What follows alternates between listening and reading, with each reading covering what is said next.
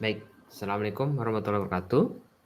Kita lanjutkan perkuliahan kita di mata kuliah Sistem Penunjang Keputusan, di mana pada kesempatan kali ini kita akan memasuki pekan kedua ya, dengan tema Sistem Penunjang Keputusan.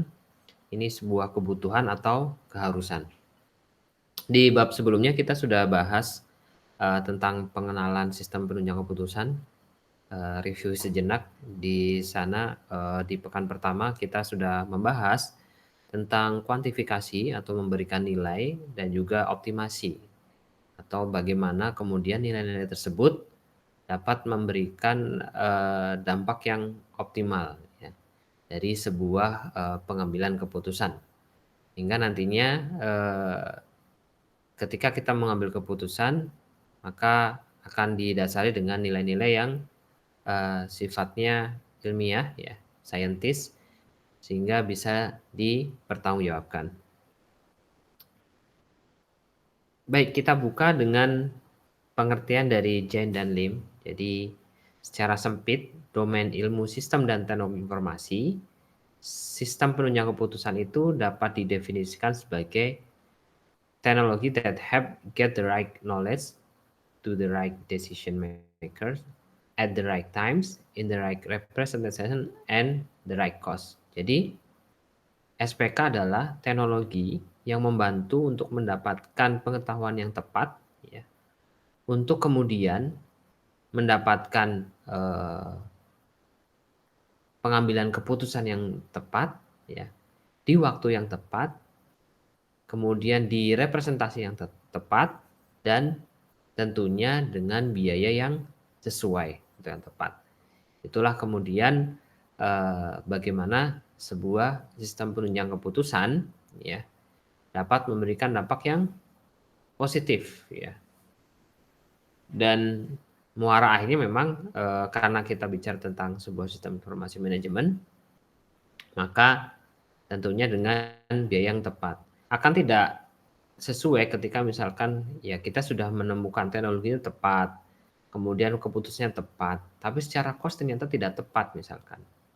Itu akan mengakibatkan ketidakefektif ya, dan juga tidak efisien ya. Begitu juga misalkan harganya tepat, tapi waktunya tidak tepat, tidak sesuai. Itu pun tidak akan menjadikan pengambilan keputusan itu menjadi maksimal. Baik, lanjut. Alasan mengapa sistem penunjang keputusan diperlukan. Jadi ada beberapa hal yang memungkinkan sebuah sistem penunjang keputusan itu hadir.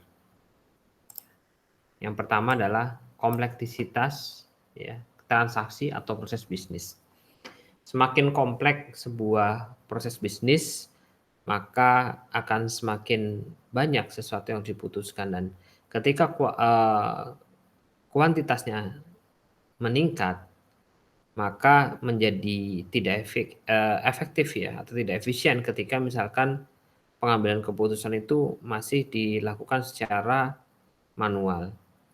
Atau ya dari banyaknya proses bisnis perlu dianalisis per proses bisnis tersebut, sehingga pada hasil akhirnya ya untuk mencapai sebuah tujuannya, maka kita bisa menganalisis ya bagian per bagian, tentunya dengan sistem yang tepat ya, untuk kemudian kita menghasilkan sebuah keputusan. Selain kompleksitas transaksi, ada juga banyaknya data dan informasi ya. Jadi semakin banyak data dan informasi, maka perlu dilakukan sebuah pengolahan ya, pengolahan data dan informasi. Sehingga kemudian data dan informasi ini bisa menjadi salah satu komponen untuk kita membuat sebuah keputusan. Tentunya dalam sistem penunjang keputusan atau sistem pengambilan keputusan. Hal yang lain yang memungkinkan adanya SPK hadir adalah keinginan membuat sesuatu berdasarkan kaidah-kaidah kebenaran atau kelogisan. Ya. Jadi tidak hanya sekedar intuisi atau feeling saja. Kenapa? Kalau hanya sekedar feeling saja, maka tidak selalu akan tepat ya. Jadi sifatnya akan tidak rigid ya. Nah, sistem penunjang keputusan ini akan membantu para perancang atau pengambilan keputusan, baik itu sifatnya perseorangan ya, ataupun perusahaan. Ya. Sehingga apa? Sehingga nantinya ya, dengan adanya SPK ini dapat mengambil tindakan keputusan yang sifatnya apa?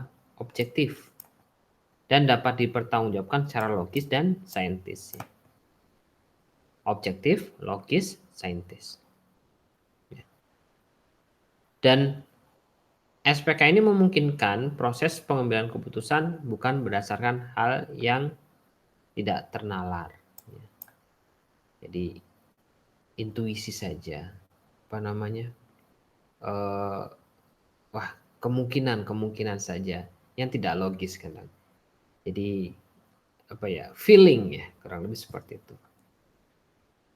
Nah, harapannya itu ya dengan SPK ini ya, dengan konsep-konsep di dalamnya itu memungkinkan para pengambil keputusan untuk membuat keputusan dengan cara yang sangat logis dan benar. Yang menarik ya dari buku referensi yang diberikan ini ya, yang menjadi materi ini, di sana disebutkan bahwa mengkritisi sebetulnya pemilihan langsung sebetulnya, pemilihan langsung. Ya ini adalah opini ya, opini dari penulis ya. Saya sampaikan di sini. Jadi opininya adalah kalau misalkan pemilihannya secara langsung ya, itu lebih kepada sesuatu yang sifatnya kurang rasional ya. Karena yang baiknya adalah apa namanya? Jadi menurut penulis, kalau misalkan yang memilih hanya individu-individu, itu kemudian tidak mempertimbangkan lagi para profesional dan lain sebagainya. Kenapa? Karena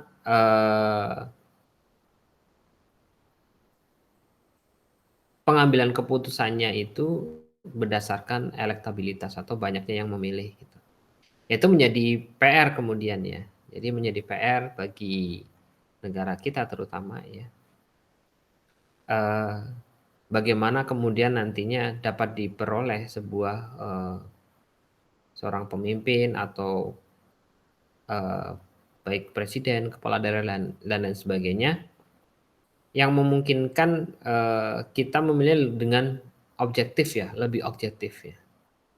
Memang rasanya kadang tidak adil juga ya dipikir-pikir ya, ketika misalkan disamakan antara misalkan mohon maaf ya orang biasa dengan profesional ya. Jadi karena sistemnya adalah one man one vote ya. Tapi di sisi lain menjadi sebuah kepuasan ya bagi masyarakat karena bisa memilih pimpinannya. Nah, jadi kemudian adalah bagaimana sistem di negara kita agar seorang pemimpin itu kemudian bisa di fit and proper test. Tentunya kalau saya pribadi berpendapat ya bahwa hal ini pastinya banyak komponen-komponen ya yang sudah diputuskan ya untuk mengambil keputusan. Memang pengambilan keputusannya bukan ada di sisi bagaimana seorang pemimpin itu terpilih ya dengan elektabilitas ya, ya banyaknya yang memilih. Tapi juga mungkin dari partai dan lain sebagainya yang menghadirkan calon-calonnya ya, yang kemudian calon ini dipilih berdasarkan pengambilan keputusan yang sesuai. Bermacam-macam ya, misalkan contoh misalkan ada kepala daerah di Karawang misalkan, pastinya dengan memilih seseorang ya, misalkan Ibu A misalkan dipilih, itu sudah melalui beberapa tahapan ya. Parameternya ada, kuantifikasinya ada, optimasinya ada gitu. Bagaimana untuk mengejarnya? Ya mudah-mudahan kita harapkan apa yang atau kita percayakan ya kepada yang menyediakan ya sesuatu yang seseorang yang kita pilih adalah memang benar-benar melalui kajian yang tepat gitu ya. Dan penyampaiannya pun menjadi pekerjaan rumah ya. Kalau dalam hal ini kalau pemilihan berarti bagi KPU-nya ya, komisi pemilihannya ya. Jadi bagaimana kemudian menyajikan ya yang sesuai fakta, yang sesuai dengan kenyataannya, sehingga kemudian para pemilih ini bisa memutuskan yang terbaik. Ya, itu adalah sedikit kritikan ya dari penulis ya terkait dengan sistem pemilihan langsung ya yang sudah saya sampaikan tadi. Nah, dan saya juga berpendapat pribadi terkait dengan itu.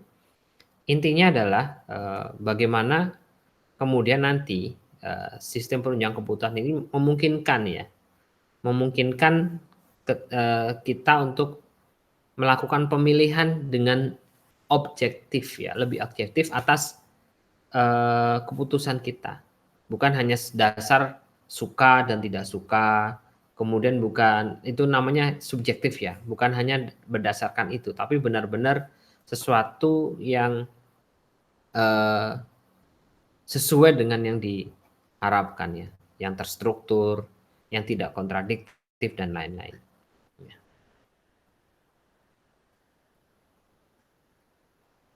Nah, menurut penulis bahwa salah satu sistem penunjang keputusan yang tadi itu ya, yang pemilihan secara langsung itu perlu dikritisi gitu.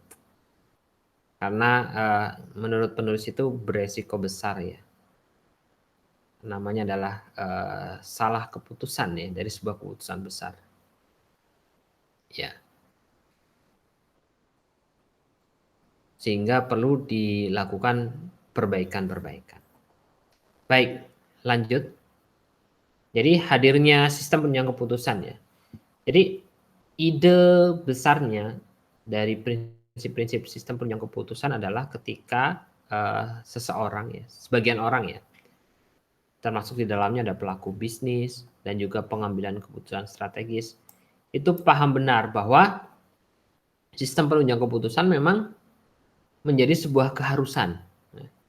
Bukan karena kebutuhan ya, bukan hanya kebutuhan saja, tapi memang keharusan. Nah, dalam hal ini SPK itu bukan dipandang sebagai teknologi saja, tapi juga sebuah prinsip atau kaidah di dalam proses pengambilan keputusan. Ya, ini penjabarannya seperti itu.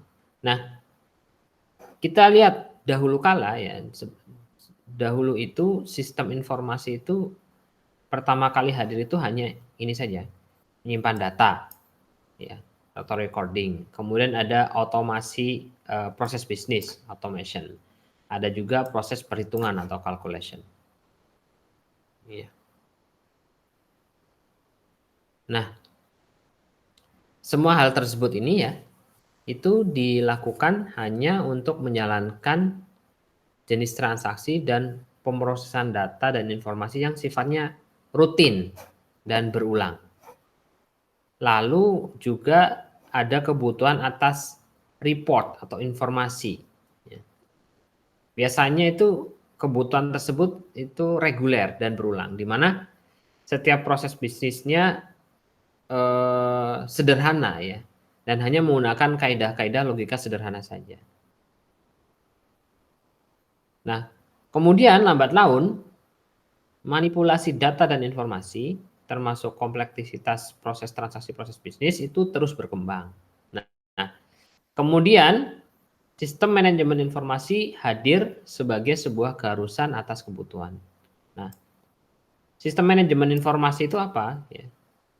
Jadi sistem manajemen informasi ya sering disebut juga sebagai sistem informasi manajemen, yaitu sistem informasi yang ditujukan atau diperuntukkan untuk manajemen. Ya. Di mana di dalam sistem informasi tersebut memiliki kemampuan tambahan. Kemampuan tambahnya antara lain kemampuan penyebaran data ya, dan juga penyebaran informasi atau information dissemination. Ya. Nah, sistem manajemen informasi tadi itu menjadi cikal bakal sistem informasi yang bermanfaat untuk menunjang proses bisnis harian. bagi setiap lapisan orang maupun organisasi, dari mulai manajemen tingkat bawah sampai dengan tingkat atas.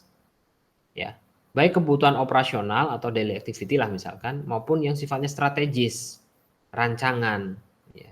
Misalkan 3 tahun kah, 5 tahun kah, ya, atau ada midterm plan-nya atau long term plan-nya gitu. Jadi kebijakan-kebijakan strategis. Ya.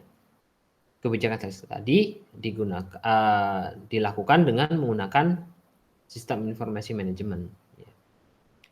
Nah, ini dilihat perkembangannya dari mulai tadi ya ada transaction process system, kemudian regular report repetitive ya, ada management information system. Lalu kemudian ada perkembangannya menjadi executive information system di mana membutuhkan ya decision support system salah satunya. Di dalam decision support system ya, ada berbagai macam-macam ya metode yang lebih spesifik. Ada mulai dari expert system, uji logic system, ada neural network, ya, jaringan saraf tiruan, uji logic dan sistem pakar ya. Kalau boleh diartikan seperti itu. Nanti kita akan bahas ya di pertemuan-pertemuan kita yang akan datang. Nah, kecepatan dan keakuratan memproses data dan perhitungan ya, termasuk di dalamnya proses data menjadi informasi ya, itu menjadi karakteristik dari sebuah sistem manajemen informasi. Selain kecepatan, keakuratan juga ada namanya keamanan penyimpanan data dan juga kemampuan untuk menyajikan dan menyebarkan berbagai jenis informasi. Ya, baik berupa grafis, gambar, ada bagan dan lain-lain. Nah, sistem manajemen informasi ini ya,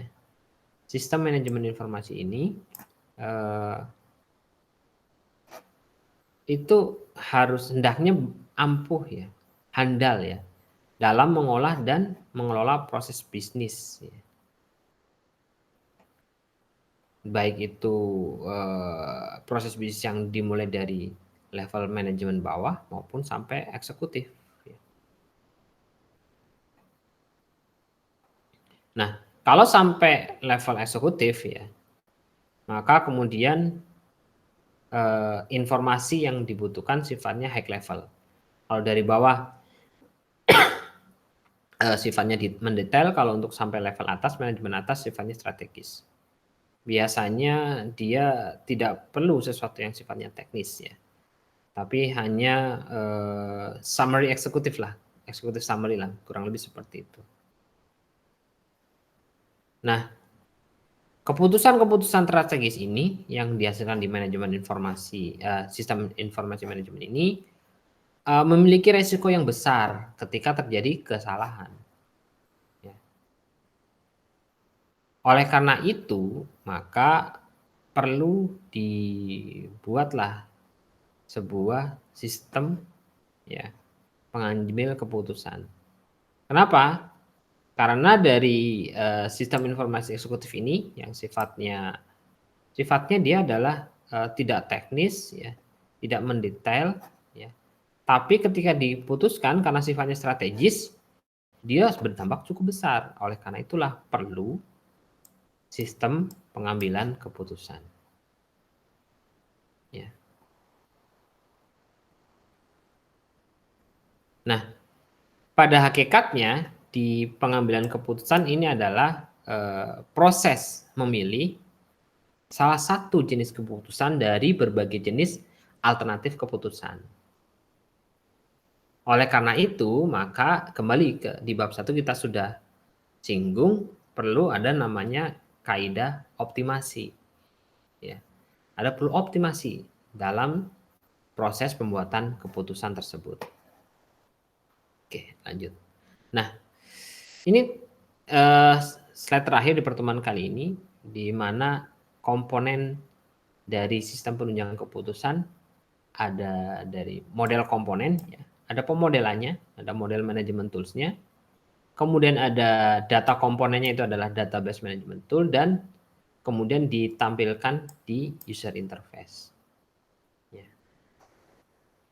Di komponen sistem penunjang keputusan yang paling penting ya, kita sudah singgung tentang kuantifikasi dan optimasi. Nah, kuantifikasi dan optimasi ini kemudian penting ya, kemudian dihubungkan dengan yang namanya parameter dan nilai. Jadi di mana parameter dan nilai ini harus ada di dalam sebuah sistem penunjang keputusan. Nah, bahwa parameter dan nilai ini ya, biasanya, mohon maaf bukan biasanya. Jadi di konsepnya itu terwakilkan dengan data dan informasi ya. Ada data dan informasi.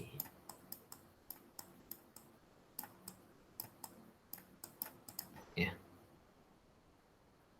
Mungkin saja ya, parameter-parameter atau data-data ini ya, dan nilai-nilainya atau informasi ini sudah tersimpan rapi ya secara internal ya di bisnis, atau malah memang bisa juga belum terrecord ya atau terekstrak sebelumnya.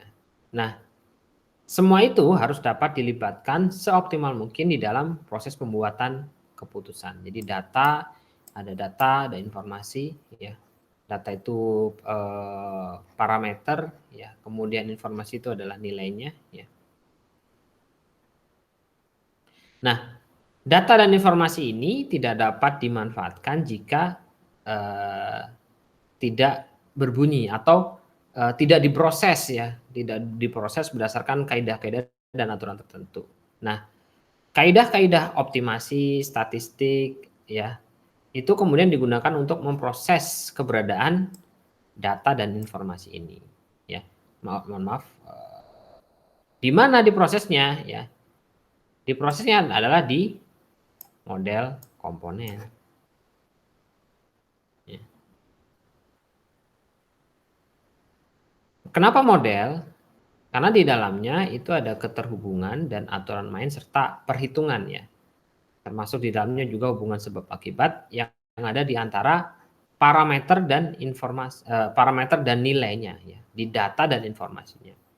Jadi perlu diproses oleh sebuah tools model manajemen. Diapakan kemudian data dan informasinya? Ya di dalamnya diproses, dipahami, direplikasi, ya, direcord dan lain-lain. Jadi ini adalah komponen yang penting di dalam sebuah sistem penunjang keputusan. Komponen lainnya ya ada juga ya, tadi ada media komunikasi dengan si pembuat keputusan, ada user interface ya. User interface ini perlunya untuk apa ya? Jadi user interface ini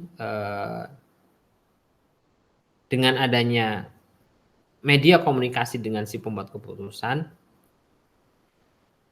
para pengambil keputusan dapat dengan leluasa menggunakan sistem penunjang keputusan sesuai dengan permasalahan yang dihadapi. Tentunya kalau misalkan tadi tampilannya akan berbeda-beda ya user interface-nya, sistem pengambilan keputusannya. Ada yang namanya dashboarding ya. Nanti kita juga bahas di bab selanjutnya, di mana konsumsinya adalah konsumsi untuk para eksekutif. Ya, kurang lebih itu yang bisa saya sampaikan di pertemuan kali ini. Pertemuan pekan ketiga kita akan membahas decision making. Dari saya cukupkan. Terima kasih atas perhatiannya. Dan mohon maaf apabila dalam penyampaian banyak kekurangan dan kekeliruan. Saya akhiri. Bila taufik wal hidayah. Assalamualaikum warahmatullahi wabarakatuh.